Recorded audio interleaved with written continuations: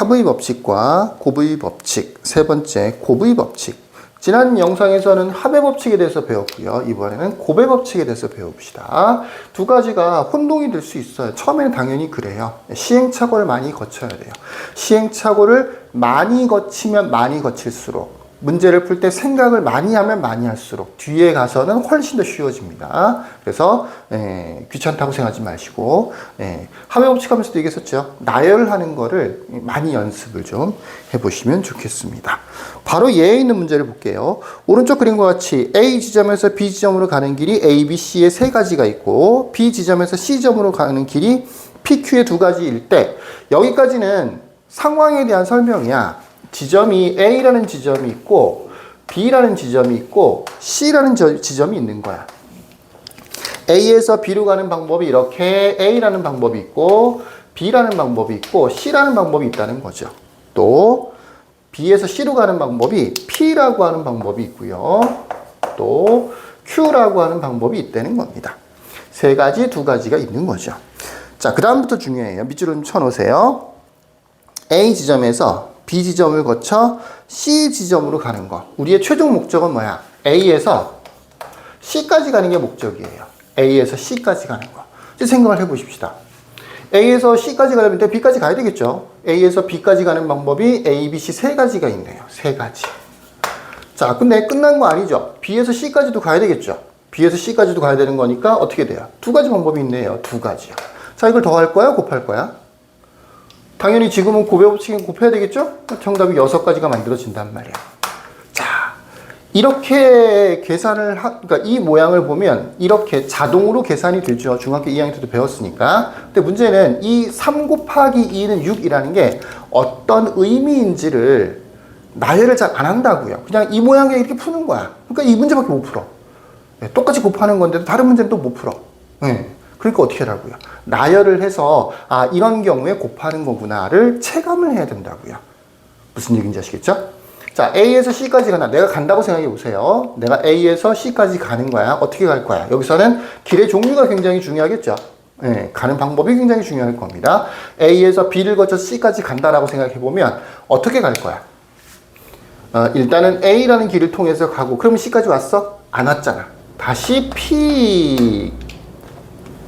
A라는 길로 가고 다시 계속해서 P라는 길로 가줘야, 이렇게 다시 이렇게 가야 결과적으로 A에서 C까지 온 거죠. 물론 B를 거쳐서 A하고 P를 연결시켜서 이렇게 갔다가 이렇게 가는 거. 이 두 가지가 합쳐져서 뭐가 되는 거야? 이게 한 가지가 되는 거예요. 한 가지.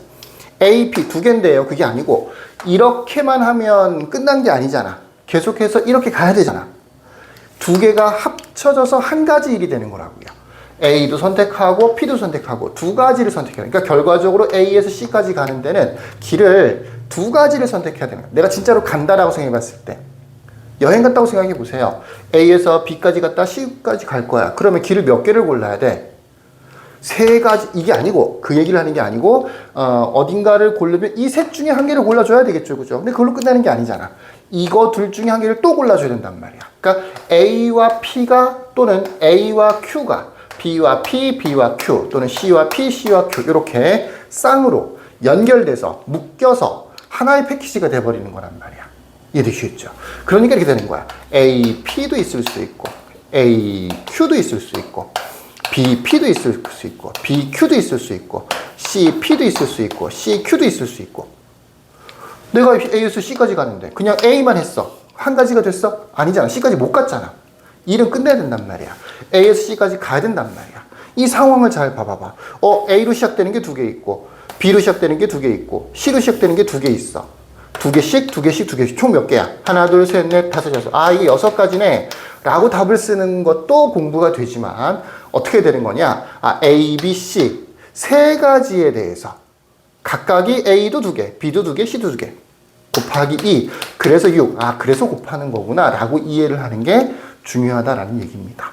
너무 쉬운 건데 그냥 이렇게 하면 안 돼요? 안 돼요. 안 되는 건 아니에요. 돼요. 이렇게 해도 돼요. 이렇게 공부하는 게 나중에 합의 법칙을 쓸 건지 고배 법칙을 쓸 건지를 구분하는데 유용하다라고 얘기를 하고 있는 겁니다. 자, 다시 정리를 해보면 위에 있는 참고를 좀 보세요. 합의 법칙 밑에 있는 참고.